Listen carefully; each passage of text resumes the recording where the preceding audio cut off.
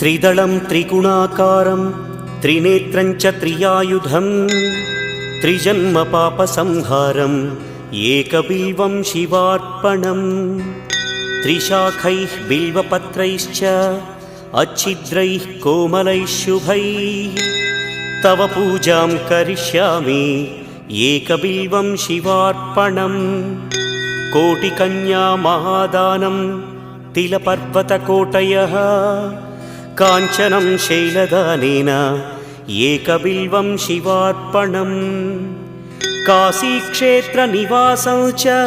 कालभैरवदर्शनं प्रयागे माधवं दृष्ट्वा एकबिल्वं शिवार्पणम् इन्दुवारे व्रतं स्थित्वा निराहारो महेश्वर नक्तं हौष्यामि देवेश एक